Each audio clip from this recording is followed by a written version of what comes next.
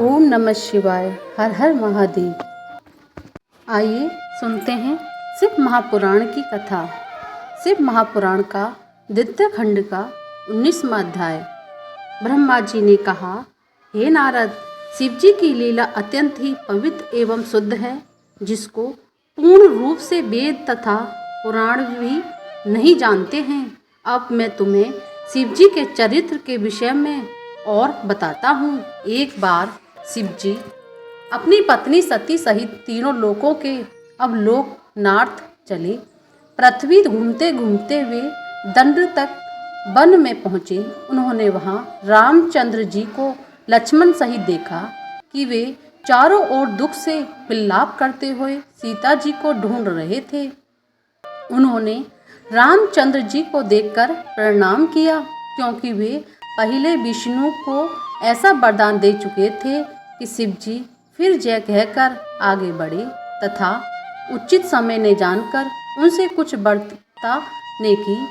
इसलिए सती ने जब यह हाल देखा कि शिव जी अपने परम भक्त राम को इस प्रकार छोड़कर आगे बढ़ गए, तो वह बोली, हे आनंदी सर्वोपरि ब्रह्मा, आपने ब्रह्मा विष्णु सुर मुनि तथा संपूर्ण सृष्टि की उत्पत्ति की है। यह सब आपकी सेवा उपासना करते हैं। फिर आज दशरथ के पुत्र रामचंद्र जो वन में मिले, तो आपने उनको प्रणाम क्यों किया? मेरी समझ में नहीं आता कि इसका कारण क्या है। मुझे इसकी बहुत चिंता है।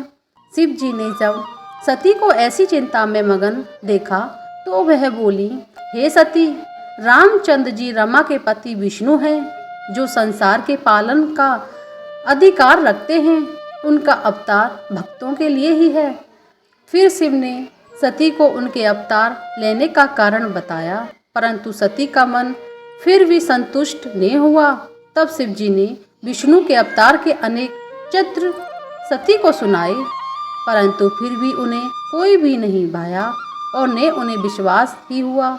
यह देखकर शिव जी ने पुनः उनसे कहा, हे सती, यदि तुमको विश्वास नहीं हो तो स्वयं जाकर परीक्षा क्यों नहीं करती?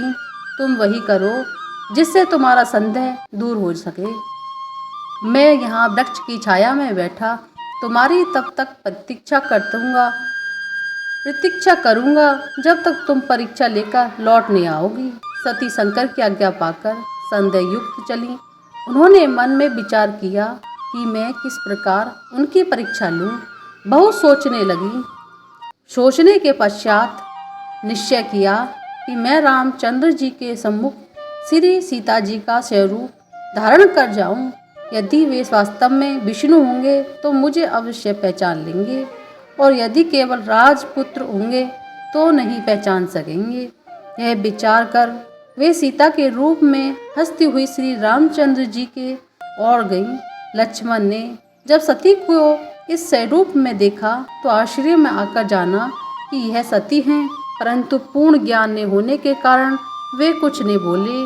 परंतु जब रामचंद्र जी ने सती को ऐसे छल स्वरूप में देखा तो वे हंस पड़े तथा शिव शिव कहते हुए बोले, जिसका ध्यान करने से संपूर्ण दुख तथा भ्रम दूर हो जाते हैं और जिसके हृदय में सदा शिव का स्थान है, आपने उसे धोखा देने का प्रयत्न किया है।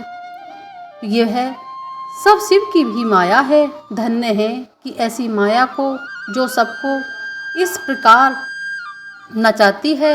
इसके पश्चात रामचंद्र जी ने अत्यंत नम्रता के साथ अपना पिता सहित नाम लेकर पूछा, शिव जी कहाँ हैं? तथा हे माता, तुम उनसे अलग वन में अकेली क्यों फिर रही हो?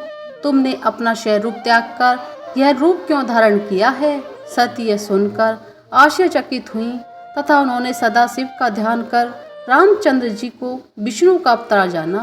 फिर वे अपना रूप धारण कर रामचंद्र जी से बोली, अब मुझे पूर्ण विश्वास है कि तुम विष्णु के अवतार हो, जिन्होंने राजा दशरथ के यहाँ अवतार लिया है। परंतु एक शंका है कि वह तुमसे पूछती हूँ कि शिव जी तुम्हारी चतुर्भुजी स्वरूप देखकर कभी इतने प्रसन्न नहीं हुए जितने यह स्वरूप देखकर आज प्रसन्न हुए हैं। अत्यंत प्रेम से उनके आंसू बह चले तथा वे तुम्हारी प्रशंसा करने लगे। तुम मुझे सत्य बताओ कि इसका मुख्य कारण क्या है। सती के मुख से ऐसे वचन सुनकर रामचंद्र जी प्रेम बेहल हो गए तथा उनके नेत्रों से आंसुओं की धारा प्रवाहित होने लगी। उन्होंने प्रेम निमग्न होकर चाहा कि उसी समय चलकर शिव को देखे, परंतु उचित समय न जानकर तथा सती की आज्ञा पाकर उन्होंने केवल शिव का ध्यान ही किया। फिर रामचंद्र जी ने कहा, आज मैंने उसे देखा जो तीनों लोकों में प्रकट दिखाई नहीं देता है। यह मेरा सौभाग्य है कि मैंने उस रूप को देखा है कि मेरे भाग्य धन्य है कि उनकी मेरे